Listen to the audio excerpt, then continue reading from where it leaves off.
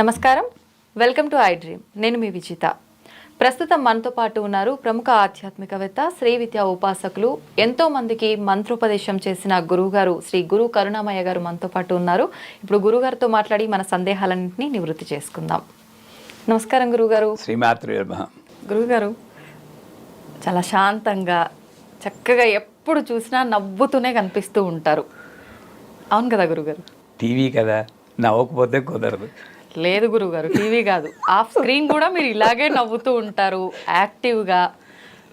షూట్లో కూడా చూస్తుంటా కదా గురుగారు, నేనన్నా ఇబ్బంది పడుతుంటా టాపిక్స్ చేయడానికి, ఇంకెంతసేపు అనే టైప్లో. కానీ మీరు మాత్రం అస్సలు కదలకుండా మెదలకుండా నవ్వుతూ హుషారుగా చేసేస్తుంటారు. ఎలా అంటే చిన్న పిల్లోళ్ళు, 20 ఏళ్ళ పిల్లలు ఎంత హుషారుగా చలాకీగా ఉంటారో అంత చలాకీగా, శాంతంగా. ముఖ్యంగా చెప్పాలంటే ఈ రోజుల్లో ప్రతి ఒక్కరిలో కూడా ఈ శాంతము, ఈ నవ్వే మిస్ అవుతున్నాయి గురుగారు. ఇవన్నీ ఉంటేనే మనశ్శాంతి ఉంటుంది. ఇవన్నీ ఉండాలి అని, మనశ్శాంతి ఉండాలి అంటే ఇవన్నీ ఉండాలి. ఎలా సాధ్యపడుతుంది గురువుగారు? ఇంటికి వెళ్ళాక మా వాళ్ళని దిష్టి తీయమంటాను.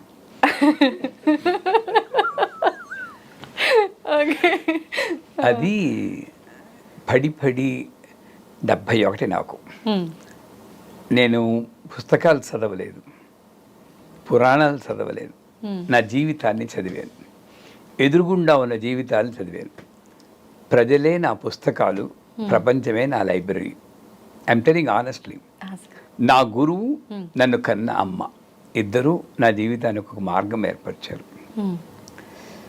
సో ఆ సాధన ద్వారా కేవలం పూజ చేస్తేనే కాదు, ఇది నాకు ఒక sweet diversion from the materialistic life. Sweet diversion. ఏదో టీవీ చూడడం బదులు పూజ చేస్తున్నాను ఆనందంగా. దాంతోపాటు ఏం పాటించానో చెప్తాను. నన్ను నేను అబ్జర్వ్ చేసుకోవడం నేర్చుకున్నాను. ఎప్పుడైనా ఖాళీ దొరికినప్పుడు నా జీవితంలో వెనక్కి వెళ్ళి నేను నడిచిన మార్గం ఎలా ఉంది అని. అందుకే స్వాత్మానందల విభూత బ్రహ్మాద్యానంద సంతతి, తెలుగులో ఒక పాట ఉంది, నాలో నేనే రమిస్తూ అని. నీకు ఆ పాట తెలుసా? జగమంత కుటుంబం నాది, ఏకాకి జీవితం నాది. Perfect philosophy. చుట్టూరా జనాలు ఉంటారు, కానీ నా జీవితం నేనే అనుభవించాలి. నాలో నేనే రమిస్తూ అంటాడు. అంటే నన్ను నేను ఆలోచిస్తూ కూర్చోవాలి. అక్కడ 4 విషయాలు నాకు తెలిసే. ఆ 4 విషయాలు నేను ప్రాక్టీస్ చేయడానికి ఇంకా ప్రయత్నిస్తున్నాను. నేను పెర్ఫెక్షన్ మాత్రం నేను చెప్పట్లేదు. ఒకటి, ఎవరైనా ఏదైనా అంటే ఎంత ఫ్రీక్వెంట్గా నేను రియాక్ట్ అవుతున్నాను. How frequently you are reacting. మీరన్నా రియాక్ట్ అయిపోయి, ఆయనన్నా రియాక్ట్ అయిపోయి, ఇంకోటన్నా రియాక్ట్ అయిపోయి, ఫ్రీక్వెంట్గా ప్రతి రోజులో 10 సార్లు రియాక్ట్ అవుతున్నానా? తగ్గించు. దాని మీద ప్రాక్టీస్. ఫ్రీక్వెన్సీ. ఎంత వైలెంట్గా రియాక్ట్ అవుతున్నాను. ఒక మాట అనే గయ్యమని లేస్తూ ఉంటాం. అంత అవసరం లేదు. నాకు న్యూజిలాండ్లో గవర్నమెంట్ ఆఫీస్లో పనిచేసినప్పుడు ఒక ట్రైనింగ్ ఇచ్చారు. నా జీవితంలో ప్రతి సంఘటన కూడా అమ్మవారి అనుగ్రహం అమ్మ. నేను న్యూజిలాండ్లో ఉద్యోగం చేసినా, అమెరికాలో ఉద్యోగం చేసినా, దాని నుండి నేను నేర్చుకున్నాను తప్పితే భుక్తికి మాత్రమే నేను చేయలేదు. న్యూజిలాండ్లో ఉద్యోగం చేసినప్పుడు ఆ కస్టమర్ సర్వీస్లో పెద్ద పెద్ద మౌరీస్ వచ్చేవారు. మనమేమో 5 అడుగుల 3 అంగుళాలు. వాళ్ళు వచ్చి ఎందుకు ఇవో నాకు బెనిఫిట్, నా డబ్బు ఎందుకు రావు అని గవర్నమెంట్ శాంక్షన్లని నేను ఆపేస్తే కొట్టడానికి వచ్చేవారు. కంప్యూటర్ బదలగొట్టేసేవాడు. మాకు ఒక ట్రైనింగ్ ఇచ్చారు. అటువంటి పరిస్థితుల్లో కూడా రియాక్షన్ వైలెంట్గా ఉండకూడదు. సో నా స్టేట్మెంట్ ఎలా ఉండాలో వాళ్ళు ట్రైనింగ్ ఇచ్చారు. What you say may be correct. నువ్వు అంటే చాలా కరెక్ట్. వాడికి అప్పుడు ఈగో సాటిస్ఫై అయిపోతుంది. What you say may be correct. మనం ఏంటి కాదు, చాలా తప్పు నువ్వు చేసేది. Violent reaction. వాడి అసలే మండుకుతూ ఉన్నాడు, నువ్వు ఇంకొంచెం ఆజ్యం పోస్తున్నావు. ఆ training what you say may be correct. మీరు నా మీద అరుస్తున్నాను కూడా, విదిత నాదే చాలా కరెక్ట్. అసలు నేను నీ పొజిషన్లో ఉన్నాను అనుకో, బ్రహ్మాండంగా అరుస్తాను. నువ్వు చాలా శాంతం. ఓకే. ఎంత అరిచినా సరే నువ్వు చాలా శాంతం. అప్పుడు తగ్గుతుంది. తగ్గుతుంది. అప్పుడు నేను చెప్పాలని చెప్తాను. కానీ అది బాగా పనిచేసింది. ఓకే. సో వైలెంట్ రియాక్షన్ని నేను మైల్డ్ రియాక్షన్ ఉంటుంది. మానవుడు అన్న తర్వాత రాముడికే కోపం వచ్చింది సముద్రం మీద బాణం తీసే చంపేస్తానని. సీత వెళ్ళిపోగానే ఏడుపు మొదలెట్టారంటారు. ఇవన్నీ ఆయన ఏడ్చాడా లేదా అని కాదు, మానవ రూపంలో ఉన్నప్పుడు ఈ బలహీనతలు సహజం. కానీ దాన్ని కంట్రోల్ చేసుకుంటే నువ్వు సాధకుడు అవుతావు. ఎలా కంట్రోల్ చేసుకోవాలి? అదే చెప్తున్నాను. Observe, always review, accept the world as it is, analyse your self continuously. మనం రివర్స్లో ఉంటున్నాం. అనలైజింగ్ ద వరల్డ్, ప్రపంచాన్ని విమర్శిస్తున్నాం. నేను ఎలా ఉన్నా నేను బేష్, అది తప్పు. ప్రపంచాన్ని యాక్సెప్ట్ చేయి. నీ భర్తని యాక్సెప్ట్ చేయి, నీ భార్యని యాక్సెప్ట్ చేయి, నీ పిల్లల్ని యాక్సెప్ట్ చేయి. వాళ్ళు ఒక జీవులు, ఏదో సంబంధంలో కలిశారు. కష్టమే, మీరందరూ కష్టపడి వాళ్ళని నేను రెచ్చగొట్టడం లేదు. సో ఇలాగా వైలెంట్ రియాక్షన్ని తగ్గించాం. సో ఫ్రీక్వెన్సీ ఒకటి, వైలెన్స్ ఒకటి, రెండు. తర్వాత ఎంతసేపు ఆ రియాక్షన్ ఉంటుంది. ఇప్పుడు నా మీద అరిచారు, కానీ ఈవెన్ నేను అరిచేస్తాను. మీ పేరు ఎవరైనా చెప్పినా కూడా నా ముఖం మారిపోతూ ఉంటుంది. అవునా కదా? అంటే ఏంటి, ఆ రియాక్షన్ ఇంకా పోలేదు. మీరు అక్కడ గుమ్మంలో అడుగుతుందో ఫేస్ మారిపోతుంది. ఎంతసేపు నేను అలాగా ఉంచుకుంటున్నాను, దాన్ని తగ్గించుకోవాలి. ఫ్రీక్వెన్సీ, వైలెన్స్, ఎంతసేపు. నాలుగవది, how quickly you are reacting. 8 సెకండ్లు గ్యాప్ తీసుకుంటాను నేను. ఎవరైనా నా మీద కొంచెం కాంట్రవర్షియల్గా మాట్లాడినా, దెబ్బలాడేటట్టు నన్ను రెచ్చగొట్టేటట్టు మాట్లాడినా, మీరు అనుకోవచ్చు గురువు కదా, ఈయనకి సుఖం హాయిగా అందరూ జై జై అంటూ ఉంటారని. మాకు ఉంటాయి. నేను కనెక్టికట్లో పూజ చేస్తున్నప్పుడు సత్యనారాయణ వ్రతం చేసాం. అప్పుడు కర్మగారి నా సెల్ ఫోన్ మోగింది. ఆ సెల్ ఫోన్లో అప్పుడు జల్సా అని ఒక సినిమా వచ్చింది. ఆ జల్సాలో గల్లో తేలినట్టుందే అని ఒక పాట ఉంది. ఆ పాట రింగ్ టోన్ కానీ పెట్టాను. నాకు ఇష్టం, నేనేం చేయడం. నా కర్మగాలి అప్పుడే మోగింది. ఇంకా చూడాలి జనాలు, వీడిని ఎందుకు పిలిచారు, ఇలాంటి పాటలు వింటున్నవాడు ఈయన వింటనే. ఒక ఆయన అడిగితే, ఏంటండి రింగ్ టోన్ ఏంటి, మీ పూజలు ఏంటి అన్నారు. ఆ పొజిషన్ వచ్చింది.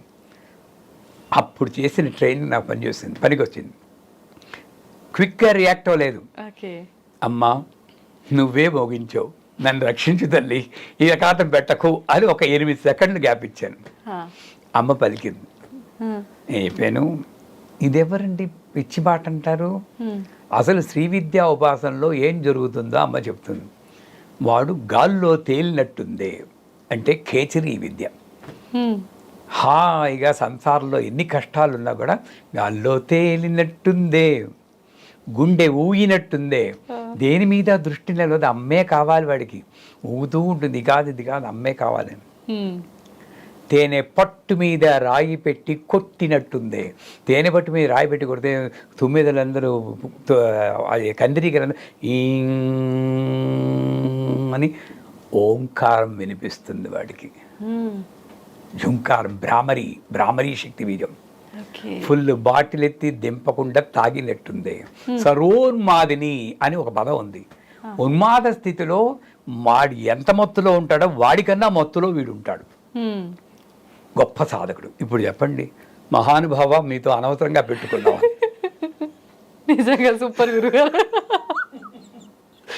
అది చేద్దా అంటే నేను ఏదైనా సరే అమ్మ మనకి నేర్పుతూ ఉంటుంది.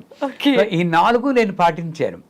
హౌ ఫ్రీక్వెంట్లీ ఐఎమ్ రియాక్టింగ్, ఎంత తరచుగా రియాక్ట్ అవుతున్నాను, ఎంత వైలెంట్గా, ఎంత ఉగ్రంగా రియాక్ట్ అవుతున్నాను, ఎంతసేపు ఆ రియాక్షన్ పెట్టుకున్నాను, ఎంత త్వరితంగా రియాక్ట్ అవుతున్నాను. ఈ 4 కంట్రోల్ చేసుకుంటే ఈ నవ్వు ఫేస్ అలాగే ఉంటుంది. తప్పదు. నేను పెట్టి వీడియో కూడా కొంతమంది ఏ కమర్షియల్, చాలామంది గురువులు బయలుదేరారు, నేను నమ్మకండి అని పెట్టివాడు అంటారు. మా వాళ్ళ కమెంట్ తీసేయమంటారు. తీయద్దు, పెద్ద ఇంటికి ముందు గుమ్మడికాయ కడతారు కదా, ఆ గుమ్మడికాయ అది అన్నారు. ఓకే.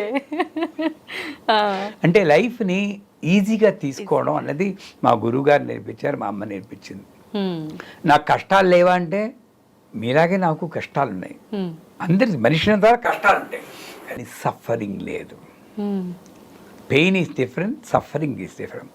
బాధపడను, నా కర్మ నేను అనుభవిస్తున్నాను. అందుచేత నాకు ఏ కష్టం వచ్చినా సరే నా కర్మను నేను అనుభవిస్తున్నాను. ఆవిడ్ని నేను పట్టుకుంటే నాకు బాధ లేకుండా చేస్తుంది. ఇప్పుడు ఒకటే, ఈ జన్మలో ఈ శ్రీ విద్యలో ఉన్నాను, ఇంకా కాస్త భోగాన్ని అనుభవిస్తున్నాను గురువు వల్ల, అందరూ జయ జయ అంటున్నారు. ఇప్పుడే నేను కర్మ అనుభవించకపోతే రేపు పొద్దున నేను వెళ్ళిపోయాక ఈ కర్మ అలాగే ఉండిపోతుంది, అది నన్ను వదలదు. ఇంకో జన్మ ఎత్తినప్పుడు ఈ కర్మ వస్తే అప్పుడు కర్మగాలి నేను భగవంతుని భక్తి లేకుండా ఉంటే, ఒకవేళ అది జరగదు, ఎవడు నన్ను రక్షిస్తాడు? ఆ భయం. ఇంకొకటి ఏంటంటే, నన్ను రక్షించింది, మేము కాశీకి వెళ్ళినప్పుడల్లా కూడా పూజలతో పాటు హరిశ్చంద్ర ఘాట్లో పడవ ఆపుకుని ఆ దహనాలు చూస్తాం. ఆ బాడీని మా బాడీతో రీప్లేస్ చేస్తాం, ఫోటోషాప్లో రీప్లేస్ చేసినట్టు. రేపు పొద్దున్న నేను వెళ్ళిపోతే నా బాడీ అలాగే తగలవుతుంది. అది చూస్తాం. అంటే ఈ కొట్టుకోవడాలు, తిట్టుకోవడాలు, స్వార్థము, ఇవన్నీ కూడా ఇంతవరకే. ఇది వెళ్ళిపోయింది అనుకోండి. ఇప్పుడు నేను మీ షూటింగ్ అవ్వగానే నా శిష్యుడిని ఒకరిని పలకరించడానికి వెళ్ళాలి. పోయిన ఏడాదే వచ్చారు కాశీకి. ఏదో కళ్ళల్లో ప్రాబ్లం ఉందని చూపించుకోవడానికి డాక్టర్ దగ్గరికి వెళ్తే, ఇది కళ్ళ ప్రాబ్లం కాదు, బ్రెయిన్లో ఏదో ఉందని బ్రెయిన్ ఎంఆర్ఐ తీస్తే బ్రెయిన్ క్యాన్సర్ 5th స్టేజ్, 10 రోజుల కన్నా బతకవు అన్నారు. మామూలుగా ఉన్న మనిషి. ఇదే మన జీవితం. ఆ భయం నాకుంది. అంటే చచ్చిపోతానని కాదు, మంచి పని చేయాలంటే ఇప్పుడే చేస్తాను, నేను పోస్ట్ పోన్ చేయను. నా పూజలకు ముహూర్తాలు ఉండవు, నేను ముహూర్తం చూసుకోను. ఎప్పుడు పూజ చేయాలంటే అప్పుడే చేస్తా, ఎప్పుడు మంచి పని చేయాలనుకుంటే అప్పుడే. కర్మగాలు ఎవరి మీద కోపం వస్తే పోస్ట్ పోన్ చేసుకుంటాను, వాడిని తిట్టాలంటే. దానికి ముహూర్తం చూడాలి. నన్ను అడిగితే ఎవరిని వాడిని తిట్టాలి, మంచి ముహూర్తం చెప్పండి, వాడు బాగా బాధపడిపోవాలి, మంచి ముహూర్తం చెప్పండి, వెళ్ళండి. ఓ 4 నెలల తర్వాత మంచి ముహూర్తం ఉండండి, ఆ లోపల మీ కోపం తగ్గిపోతుంది, ఇంకా అవసరం ఉండదు. మంచి పని చేయడానికి ముహూర్తం ఏమిటండి బాబు? సంచేత ఈ 4 సూత్రాలు, రేపొద్దున్న ఈ శరీరంలో ప్రాణం లేకపోతే ఈ పనులు నేను చేయలేను అన్న భయం, ఆతురత, ఇవన్నీ కలిపి నన్ను రక్షించి, ఎప్పుడు smile is the index of the mind, improves the face value అని అంటారు కదా. ఎప్పుడూ కూడా నవ్వుతూనే ఉండాలండి. మనం ఆవిడెవరో నాకు సుఖం కలిగించాలి, నా జీవితంలో మార్పు తేవాలని ఆవిడ్ని కోరుకోవడం కన్నా, కనీసం పూజ చేసేటప్పుడైనా ప్రకృతే నమః వికృతే నమః అని పూజ చేయి. ప్రకృతే నమః వికృతి ఏడుస్తూ ఎందుకు పూజ చేస్తారు? అసలు ఏదో బిక్కమొహం వేసుకుని సీరియస్గా పెట్టుకుని పూజ చేస్తారు. అది నేను చేయను, ఆనందంగా పూజ చేస్తాను. అది నా రహస్యం, అంతకన్నా ఇంకోట్లేదు. నాకు అమ్మే టాప్ ప్రయారిటీ. నా 25 ఏళ్ళప్పటి నుండి ఇదే పద్ధతి. ఇప్పుడు కాదు, 71 వచ్చిందని కాదు, 25 ఏళ్ళప్పుడు కూడా అమ్మే నా టాప్ ప్రయారిటీ. ఎందుకు వచ్చింది గురుగారు మీకు ఈ ఆలోచన? అంటే అమ్మ ధ్యాసలోని ఇలా ఉండాలి, అమ్మకి మీరు ఎక్కువ ప్రయారిటీ ఇవ్వాల్సినంత అంటే ఏదో ఒక రీజన్ ఉంటుంది, ఎవరినో చూసి ఇలా చేయాలనుకుంటా. మా గురువు గారు అమృతానందనాథ్ సరస్వతి, ఆయనతో కలిసి ఉండడం, ఆయన జీవన విధానాన్ని చూడడం. మా అమ్మగారు నాకు ఫస్ట్ గురువు, యశోదమ్మ. ఆవిడ నేను చిన్నప్పుడు 5-6 ఏళ్ళప్పటి నుండి నాకు మంచి పెద్ద బాల శిక్షణ అప్పుడు ఉండేది, మీకు గుర్తుందో? ఇప్పుడు అన్నీ పోయే వీడియో గేమ్సే. ఆ పెద్ద బాల శిక్ష చదివి రోజు చెప్పేది బామ్మ. ఆ మంచి గుణాలన్నీ కూడా పాతుకుపోయాయి. అప్పటి నుండి నాకు యునిక్గా ఉండాలి. ఇంకొక విషయం నేను షేర్ చేస్తాను. ఇంకొక 4 అంగుళాలు నేను పొడుగుంటే నేను ఈ గురువు అయి ఉండేవాడిని కాదు. ఎందుకని గురువు గారు? ఎందుకంటే 5 అడుగుల 3 అంగుళాల్లో ఉన్నా కూడా ప్రజలు నన్ను గుర్తించాలి, నేను యూనిక్గా ఉండాలని కసి బయలుదేరింది. ఏం చేసినా యూనిక్గా ఉండాలి, ఒక పూజ చేస్తే యూనిక్గా ఉండాలి, మంత్రం చెప్తే యూనిక్గా ఉండాలి. ఆ విధానమే ఆహా ఇంకెవడు చెప్పలేడు అన్నట్లు ఉండాలి. ఒక సటిల్ ఈగో నన్ను రక్షించింది. కామెడీగా ఉంది గురువుగారు. నేను ఒప్పుకుంటున్నాను కదా, నేనేం పోదు కొట్టడం లేదు. ఆ సటిల్, అందుకే ఇప్పుడు ఒక వ్యాఖ్యానానికి మరో వ్యాఖ్యానానికి సంబంధం లేదు. అదే ప్రశ్న మీరు రేపు 2 రోజుల తర్వాత ఇంకోది వస్తుంది. ఎందుకంటే రేపు ముందుగా చెప్పింది నేను చెప్పకూడదని ఇంకొకలాగా అదే అర్థం వచ్చేది చెప్తా. ఇది నాకు ఒక వాగ్దేవత మంత్రం అని మా గురువు ప్రసాదించారు. ఆ మంత్ర ప్రభావం వల్ల ఈ శక్తి వచ్చిందని ఇప్పటికీ నమ్ముతాను. ఆ మంత్రం ఏమిటని అడగండి. అడగొద్దా గురుగారు? చెప్పకూడదా గురుగారు? అలా చెప్పకూడదని కాదు, ఖర్చు అవుతుంది. ఎందుకంటే ఖర్చు అంటే డబ్బులు కాదు. ఈ మంత్రం నేను చెప్తాను, కానీ రోజుకి 1000 సార్లు చెప్పాలి. దానికి సిద్ధపడితేనే ఆ మంత్రం ఇస్తాను. సిద్ధపడే వాళ్ళు ఉంటారు గురుగారు కొంతమంది, వాళ్ళ కోసం చెప్పేయండి మరి. ఇది ఇలా చెప్పేది కాదు, సిద్ధపడి వాళ్ళు దగ్గరికి రావాలి, వాళ్ళని నేను గమనించాలి. వాళ్ళు అప్పుడు అమ్మే చెప్తుంది పర్వాలేదు ఇమ్మని, అప్పుడు ఆ మంత్రం నేను అనుగ్రహిస్తాను. సో కేవలం మంత్రం చే జీవితాలు మారవమ్మా. మంత్రం మనకి జీవితాన్ని మార్చుకునే శక్తి ఇస్తుంది, మంత్రం డైరెక్ట్గా జీవితాన్ని మార్చదు. అది నా సిద్ధాంతం. ఓకే, నిజంగా చాలా నేర్చుకోవచ్చు గురువుగారు.